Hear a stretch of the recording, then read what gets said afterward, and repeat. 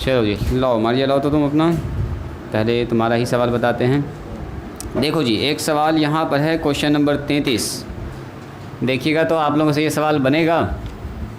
आज हम प्रॉब्लम बता रहे हैं आपको, यही वाला कंडीशन वाला। कल से स्टार्ट करेंगे ग्राफ वाला प्रॉब्लम, ठीक है। कल से हम आपको ग्राफ खींचना सिखाएंगे, कैसे कैसे ग्राफ खींचा जाता है, एडवांस से लेके बेसिक ग्राफ तक बहुत सारी चीज़ हम लोग सीखेंगे कल के क्लास में। सुनिए, कह रहा है P के ऐसे मान ज्ञात कीजिए जिसके लिए समीकरण निकाय का एक अद्वितीय हल हो। मतलब कह रहा find the value of P for which the given equation has unique solution. तो देखो तो क्या ये सवाल इजी नहीं है? हम इंग्लिश हिंदी दोनों में मैंने आपको बता दिया है। गिवन इक्वेशन हमारे पास ये दिया है, देखो तो कितने लोग इसको निकाल लीजिएगा। गिवन इक्वेशन है Px अब प्लस में 2y अब बराबर है 5, और उसके बाद है 3x अब प्लस में y बराबर 1 है। तो बोल रहा है P का बताइए क्या मान होगा, for what value of P this system has unique solution. तो फॉर यूनिक सॉल्यूशन क्या होता है बोलिए? For unique solution, for unique solution क्या होता है कंडीशन बोलिए? A1 divided by A2 not equal to क्या होना चाहिए? B1 divided by B2। यही तो होता है कंडीशन यूनिक के लिए। तो बोलो A1 का मान कितना है? मारिया बताओ A1 का मान, जल्दी बोलो। A1 ये ना होता है A1x B1y और C1 बराबर 0, और ये होता है A2x और B2y और कितना होता है C2 बराबर 0। x के साथ जो गुना में होता है ना वो होता है A1। क्या है x के साथ गुना में? पहले क्वेश्चन में देखो P है, तो यही P ना होगा A1। नीचे बताओ A2 का मान, तुम ही बताओ। 3 फिर x बोल रही है, x भी बोल रही है। 3x कौन बोल रहा है? तुम ही बोलिए, सिर्फ 3 बोलेंगे, सिर्फ 3 बोलेंगे। A2 का मान कितना है? ये सिर्फ 3। चलो अब तुम ही बोलो, बोलो B1 का मान, जल्दी बोलो। 2 बोलेंगे, नॉट 2y। B2 का मान बोलिए। कुछ नहीं है तो इसका मतलब 1 है। इतना ही से तो कंडीशन है। इसका मतलब क्रॉस मल्टीप्लाई करेंगे तो क्या होगा बोलिए? P इंटू 1 यानी कि P, अब बीच में जो साइन है वही लग जाएगा ना। बचपन में ऐसे पढ़े हैं, A1 बटे A बटे B बराबर C बटे D, ऐसा रहता है। तो कौन किससे गुना होता है बोलिए? A किससे गुना होता है जी? D से। अब B किससे गुना होता है? और जो बीच में साइन रहेगा वही लिख देंगे। अगर इक्वल टू है तो इक्वल टू, और नॉट इक्वल टू तो नॉट इक्वल टू लग जाएगा। अब बताइए P हो गया 1 से मल्टीप्लाई, 3 किससे गुना होगा? तो 3 दूनी कितना हो गया? कह रहा कि P का मान 6 नहीं होगा, बाकी दुनिया का सब मान रख सकते हैं आप। 6 रख देंगे तो ये सिस्टम गड़बड़ा जाएगा। बोलो कैसे? यहाँ देखिएगा, देखो अगर P का मान 6 रख देंगे, यहाँ देखिएगा सब लोग, P का मान 6 रख देंगे तो बच जाएगा 6x, और क्या बन जाएगा बोलिए? 2y। अब बराबर में कितना होगा बोलो? 5। और यहाँ रख देंगे 3x, यहाँ तो 3 है, अब y, अब बराबर कितना हो गया? 1। ज़रा चेक कीजिए तो ये हो गया 6/3, और ये हो गया 2/1, और ये कितना हो गया? ध्यान से देखिएगा, अगर 6 रखते हैं तो क्या प्रॉब्लम बन रहा है? तो ये कट के बना सर 2/1 है ना जी, और यहाँ भी बना 2/1, और ये कितना बना? 5/1। तो 2/1 तो 2/1 बराबर है, लेकिन 5/1 के बराबर है क्या ये? तो ये कौन सा कंडीशन बन गया? नो सॉल्यूशन वाला। लेकिन हमसे पूछा यूनिक सॉल्यूशन, तो यूनिक सॉल्यूशन तभी होगा जब P का मान 6 के अलावा कुछ भी रख दीजिए, खाली 6 ना रखना है। 6 रखिएगा तो ऐसा कंडीशन बन जाएगा। तो ऐसा तो कंडीशन होना चाहिए, हमको चाहिए दोनों बराबर नहीं होना चाहिए। तो ये दोनों बराबर नहीं होने के लिए यहाँ पर 6 के अलावा आप कुछ भी रख दीजिएगा, दोनों का रेशियो आपस में बराबर नहीं आएगा। अगर 6 रख दीजिएगा तो 3 दूनी 6 बन जाएगा, और ये भी क्या बन जाएगा? 1/2/1 बन जाएगा। तो बस 6 छोड़ के सब रख सकते हैं। तो कोई for what value of K the given system has unique solution, तो बोलेंगे all values of P except 6, 6 को छोड़ के। मतलब सीधा कहो कि सर 6 नहीं हो सकता, 6 के अलावा सब कुछ हो सकता है। तो आंसर में क्या होगा बोलिए? P not equal to 6। P का मान 6 नहीं होगा, बाकी दुनिया का सब मान हो सकता है। P का मान 1 हो सकता है, 2 हो सकता है, 3 हो सकता है, 4 हो सकता है, 5 हो सकता है, 7 हो सकता है, 8 हो सकता है, 5/10 कुछ भी हो सकता है, बस 6 नहीं होगा सर। 6 होगा तो सिस्टम ऐसा बन जाएगा। ऐसा बन गया मतलब नो सॉल्यूशन। लेकिन हमसे क्या कह रहा है बोलिए? यूनिक सॉल्यूशन के लिए। बात समझ में आई? बात समझ में आई? लिखो जल्दी से इसको। समझ में आया जी लड़का? ऐसे है सवाल, इंग्लिश में ये है फॉर व्हाट वैल्यू ऑफ के, सॉरी P है यहाँ पर, P the given system has unique solution. यही बात पूछ रहा है, यूनिक सॉल्यूशन। के का कौन सा ऐसा मान होगा जिसके लिए इस सिस्टम का यूनिक सॉल्यूशन होने वाला। तो इसका मतलब ये कंडीशन फुलफ़िल करना चाहिए यूनिक सॉल्यूशन के लिए, बराबर नहीं होना चाहिए। नहीं का मतलब ऐसा नहीं होना चाहिए, मतलब ऐसा नहीं होना चाहिए, मतलब P का मान 6 नहीं होना चाहिए। 6 नहीं हो उसके अलावा दुनिया का सब मान हो सकता है, कोई दिक्कत नहीं। 6 होने पर क्या समस्या हो रहा है देखिएगा, तो सब लोग देखिएगा। हो सकता है ऐसा सवाल आ गया हो जो लोग 20-22 सवाल बना चुके हैं। देखो तो क्या ये सवाल आया है, कह रहा for what value of M के किस मान के लिए the given system of equation, ऐसे लिखते हैं। सिस्टम ऑफ इक्वेशन हमारे पास कुछ ऐसा है, system of equation mx plus में 2y बराबर 3 एंड 3x प्लस में y बराबर 1 हैज़ यूनिक सॉल्यूशन। देखो तो क्या वही सवाल है क्या जी, यूनिक सॉल्यूशन, कुछ वैसा ही मिलता ही जुलता। ये तो ऐसा लग रहा है कि पी को हटा के खाली एम लिख दिया, नहीं सब कुछ तो वही है। ओ यहाँ पर भी चेंज है, हल्का सा यहाँ चेंज किया, लेकिन सवाल और जवाब भी यही आएगा, इसका मतलब सेम ही आएगा। देखो तो क्या इसका जवाब सेम आएगा ऊपर वाले के जैसा। यूनिक सॉल्यूशन पूछ रहा है, यूनिक सॉल्यूशन का मतलब क्या होगा बोलो जी मारिया। यूनिक सॉल्यूशन का मतलब क्या होगा, A1 बटे A2 not equal to B1 बटे B2। बोलो A1 का मान कितना है? हाँ M का वैल्यू 6 नहीं आएगा, नहीं आएगा। क्या बोलेंगे, M का मान 6 नहीं होना चाहिए। तो आप बोलेंगे सर ये तो वही सवाल हो गया, एकदम सेम ही सवाल है, हम ध्यान न दी। P की जगह पर सिर्फ M कर दिया है, बाकी सब कुछ तो वैसा ही है। अब वहाँ पर 5 की जगह पर 3 लिख दिया, सवाल खाली कोफिशिएंट बदल दिया, तो M हो गया यहाँ पर। यहाँ बोलो नीचे क्या लिखेंगे मारिया, बोलो 3। यहाँ बोलो नॉट इक्वल टू 2 और नीचे क्या लिखेंगे 1। क्रॉस मल्टीप्लाई कर दो तो M को 1 से गुना करेंगे, नॉट इक्वल टू 6। वही कहानी है, वहाँ पर P का मान 6 नहीं होना चाहिए, यहाँ पर M का मान 6 नहीं होना चाहिए, हो गया। अच्छा अगर हम इसी सिस्टम का बोलें नो सॉल्यूशन हो, बोलो तो क्या होगा P का मान M का मान। चलो इसी सवाल में हम यहाँ पर चेंज कर रहे हैं, बताइए M के किस मान के लिए इस इक्वेशन का नो सॉल्यूशन होगा, कौन बताएंगे। 3 है यहाँ पर, 3x प्लस में y बराबर 1, नो सॉल्यूशन। बोलो इसका नो सॉल्यूशन होना चाहिए। For what value of k what value of m the given system has no solution, कोई सॉल्यूशन नहीं होगा। बोलो तो जी, बोलो सादिया क्या होगा, नो सॉल्यूशन कब होगा। नो सॉल्यूशन के कंडीशन में m का मान क्या होगा, आपसे ये पूछा गया है। बोलो तो सीधा सीधा ऐसा ऑब्जेक्टिव में पूछेगा आप लोगों से, है ना। 6 ही होगा, हाँ जी 6 होगा क्या, equal to 6 not equal to 6 होगा। नो सॉल्यूशन का क्या कंडीशन होता है, कोई बताइएगा मुझको। हाँ फॉर नो सॉल्यूशन, लगता है आप लोग यही वाला चिपका दिए क्या, फॉर नो सॉल्यूशन। बोलो जी नो सॉल्यूशन का क्या कंडीशन बनेगा, इधर से बोलो। नो सॉल्यूशन का क्या कंडीशन बनेगा, हाँ A1/A2 equal to B1/B2 equal to, हाँ नॉट इक्वल टू बोली थी C1/C2। ठीक है वेरी गुड, बस बैठा दीजिए। बोल रहा है PM के किस मान के लिए, तो M का मान कहाँ से निकलेगा। देखो यहाँ लिखेंगे M, यहाँ लिखेंगे 3, यहाँ कितना लिखेंगे बोलिए जी 2, यहाँ लिखेंगे 1, यहाँ कितना लिखेंगे 3 और 1। अब बताइए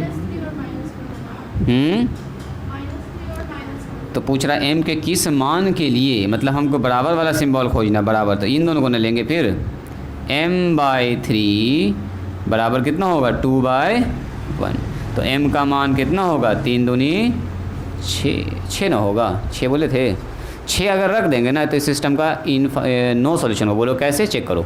6 रखो, इसमें 6 रखो तो 6 रखेंगे तो क्या बनेगा यहाँ पर, बोलो 6x बनेगा।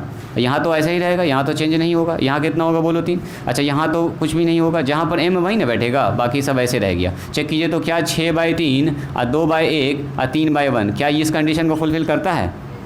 यस आप बोलेंगे सर इसको जब काट देंगे तो आएगा 2/1, और ये भी आया 2/1 और ये आया 3/1, तो यहाँ तो बराबर नहीं है, मतलब इस कंडीशन को सेटिस्फाई कर रहा है। इसका मतलब जब M का मान 6 रखेंगे तो ऐसा कंडीशन बनने वाला है, और ये कंडीशन किसका होता है बोलिए, नो सॉल्यूशन का। तो इसलिए बोलेंगे इसका कोई सॉल्यूशन नहीं होगा जब M का मान कितना होगा बोलिए 6, तो यही हो जाएगा आंसर।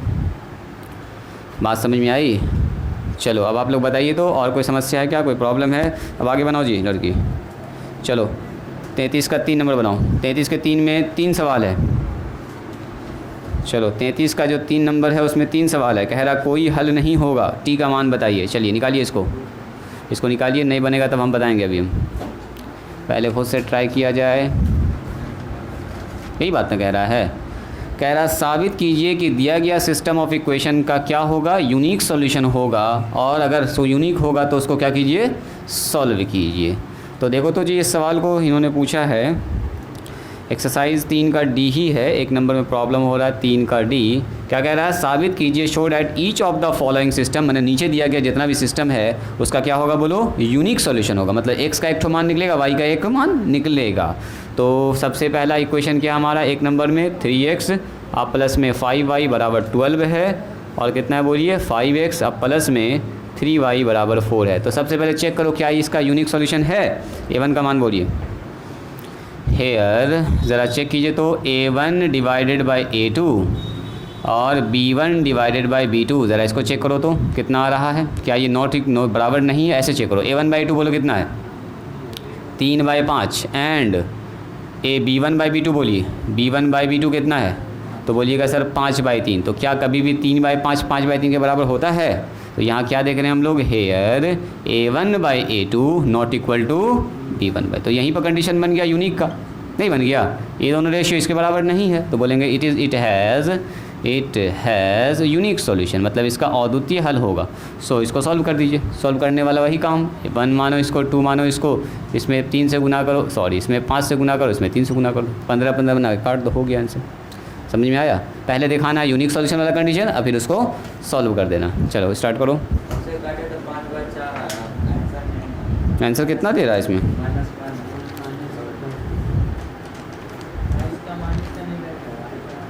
x का मान -1 आया, y का मान कितना आया, y का मान 3 आ रहा है इसमें, तुम्हारा नहीं निकाल रहा है। चलो जी, तो x का मान कैसे निकालिएगा, हल कर देते हैं इसमें। चलिए कितना से गुना किया इसको, 5 से, इसको कितना से गुना किया, 3 से।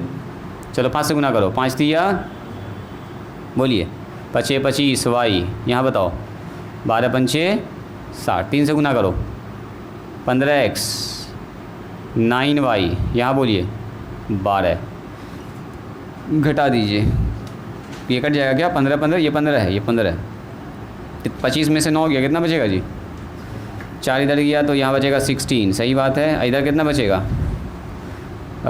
60 में से 12 घटाइए, तो 60 में पहले 10 घटा दो, 50 और 2 और घटा दो तो 48। तो y का मान कितना निकल गया, 48 बटे, क्या गलती कर रहे थे, 16 तिया, सीधा सीधा तो आ गया जी, कोई ज़्यादा परेशान तो नहीं किया। देखो तो कहाँ मिस्टेक हो रहा है, कहीं माइनर मिस्टेक हो रहा होगा आपका, चेक कीजिए चेक कीजिए। चलिए आगे बढ़िए, अगला सवाल बनाइए। तुम्हारा भी वही गलती हो रहा था क्या, ठीक है आगे। हाँ एक बना चुके हो, हाँ x का मान -1 आया, y का मान -3 प्लस में आया, सही है। आगे बढ़ो ठीक है, ठीक कर रहे हो, चलो आगे बढ़ो जी। सब लोग स्टॉप कीजिएगा, ज़रा सा इस सवाल को सॉल्व कीजिएगा। तो एक सवाल हम दे रहे हैं, इसको सॉल्व कीजिएगा कोई भी आदमी, इसका आंसर बताइएगा सॉल्व करके। सॉल्व कीजिए ज़रा सा, 2x प्लस में 3y बराबर 0 है और 5x माइनस में 2y बराबर 0, ज़रा सा सॉल्व कीजिएगा। तो ऐसा सवाल आया था क्या आप लोगों के बुक में, आया ऐसा सवाल, ऐसा बनाया किसी ने, बनाए होंगे, एनसीईआरटी में भी ऐसा सवाल है, रूट करके दिया हुआ है, रूट अब दोनों का 0 दिया हुआ है, तो ज़रा सा आता है। अभी कीजिए तो ज़रा सॉल्व, जल्दी से करो ज़रा सॉल्व भी, सब लोग करो। तो x और y का मान निकालना, सॉल्व करना है, इसको सॉल्व करना, ज़रा सॉल्व कीजिए। तो हम एक चीज़ बताना चाह रहे हैं आपको, हाँ किसी भी मेथड से, एलिमिनेशन मेथड, सब्स्टिट्यूशन मेथड, जो आपको अच्छा लगे, कोई भी एक मेथड से ज़रा इसको सॉल्व कीजिए। तो कैसे सॉल्व कीजिएगा, वही तरीका अपनाइएगा, गुना भाग करेंगे सर, कॉफिशिएंट को बराबर करेंगे, ऊपर में कितना से गुना कीजिएगा, 3 से, 2 से, और नीचे में 3 से, इन दोनों को 6 बनाओ जी, मारिया 6 बनाओ, काटो, x का मान निकालो, बोलो कितना आएगा।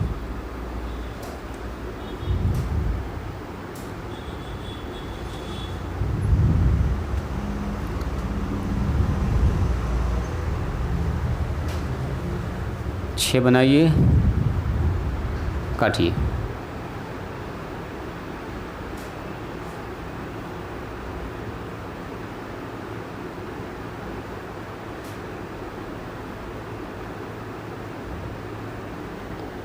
एक स्पेशल टाइप का इक्वेशन आ रहा है जो क्वेश्चन नंबर 31 में आपको दिया गया है, उस तरह का सवाल अभी हम आपको बताते हैं।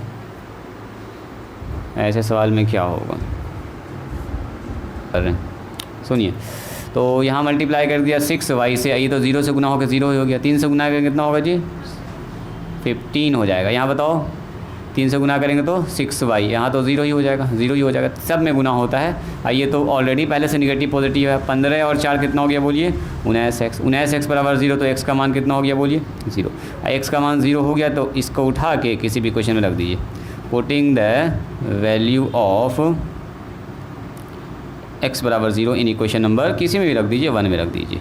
तो 1 हमारे पास कितना है 2x, अब प्लस में 3y बराबर 0, तो 2 इंटू एक्स का मान 0, 3y बराबर 0। देखो तो 3y बराबर कितना हो गया बोलिए 0, इधर तो 0 ही ना हो गया, उधर भी 0 है, तो 3y बराबर कितना हो गया 0। तो y का मान कितना निकल गया 0/3, यानी कि फिर से 0। ये किया था ऐसा काम, ऐसे किए हैं, ठीक है।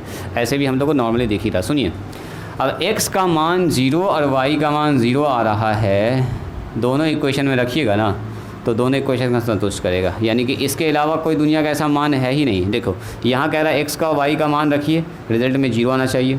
यहाँ x का y का मान रखिए, रिजल्ट में 0 आना चाहिए। आप बोलिएगा सर ऊपर 0 बनाने का तो बहुत सारा तरीका। सुनो, ऊपर 0 बनाने का एक और तरीका है। अगर हम x के जगह पर 3 रख दें और y की जगह पर -2 रख दें, तो देखो तो ऊपर 0 बन रहा है क्या। 3 रखेंगे तो 3 दूनी कितना बनेगा 6, और यहाँ 2 रखोगे तो कितना बनेगा -6, तो -6 + 6 कितना बन रहा है 0। और भी तरीका है 0 बनाने का, ज़रा देखो, इसको हम -3 रख देंगे यहाँ पर, और यहाँ रख देंगे तो तभी तो बन रहा है 0, नहीं बन रहा है, देखिए 0 बन रहा है। तो कहने का मतलब यहाँ -6, यहाँ +6 बन रहा है। लेकिन यही वाला कंडीशन यहाँ अप्लाई कीजिएगा तो -15 अब +4, -4, तो -15 -4 कितना हो गया बोलिए, बोलिए कितना हो गया, -15 -4 माइनस में 19 हो गया, है ना, माइनस में 19 हो गया। यानी कि जो कंडीशन ऊपर वाले को 0 बना रहा है या नीचे वाले को 0 नहीं बना रहा है, या जो कंडीशन आप नीचे वाले को 0 सोचिएगा, जैसे इसको 0 सोचिए, तो इसको 0 कैसे बनाएंगे सर, 5 में 2 से गुना कर दीजिए और 2 में कितना से गुना कर दीजिए 5 से। तो x का मान 2 और y का मान 5, तो x का मान अगर 2 y का मान 5 रख दीजिएगा तो देखो 10 - 10 बन गया 0। तो अब ये वाला 2 और 5 यहाँ रखोगे तो फिर ऊपर वाला 0 नहीं बनेगा। यानी कि यहाँ पर एक ही कंडीशन हो सकता है, जब x का मान भी 0 हो और y का मान भी 0 हो, तभी दोनों सिस्टम एक साथ सेटिस्फाई होगा। देखो x का मान 0, y का मान 0, 0 गुना 0 जुड़ के 0, x का मान 0, y का मान 0, 0 गुना 0 जुड़ के कितना हो गया 0। यानी कि अगर इस टाइप का इक्वेशन हमारे पास है तो x का मान 0 और y का मान 0 ही इन दोनों इक्वेशन को सेटिस्फाई कर सकता है। दोनों के अगर RHS में 0 लिखा हुआ है तो, RHS में अगर 0 लिखा हुआ है तो अगर RHS में 0 है तो यहाँ पर x का मान भी 0 होगा, y का मान भी क्या होगा बोलिए 0 होगा। और अगर पूछे कि मान लो नन 0 वाले कंडीशन में क्या बनेगा, देखो अगर आपसे कहे इफ़ a1x आप प्लस में b1y अब बराबर 0 है, सुनिएगा ज़रा ध्यान से, और a2x अब प्लस में b2y अब बराबर 0, देखो इसका चेहरा मैच करता है, ज़रा देखिए तो a1 a2 का मान बदल सकता है, b1 b2 का मान बदल सकता है, इधर 0 इसमें भी है, इधर 0 इसमें भी है। तो देखो 0 वाला कंडीशन क्या बनता है, अगर x का मान 0 हो और y का मान 0 हो तो हर हाल में तो दोनों को सेटिस्फाई करेगा ही। यहाँ 0 रखेंगे तो 0 हो जाएगा, यहाँ 0 रखेंगे तो 0 हो जाएगा।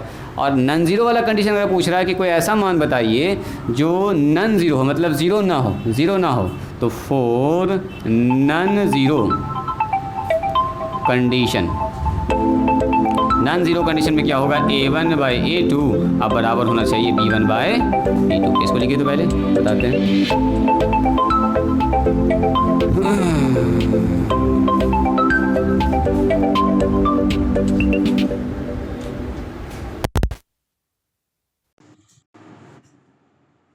हेलो, अस्सलाम वालेकुम। वालेकुम सलाम। बोलिए।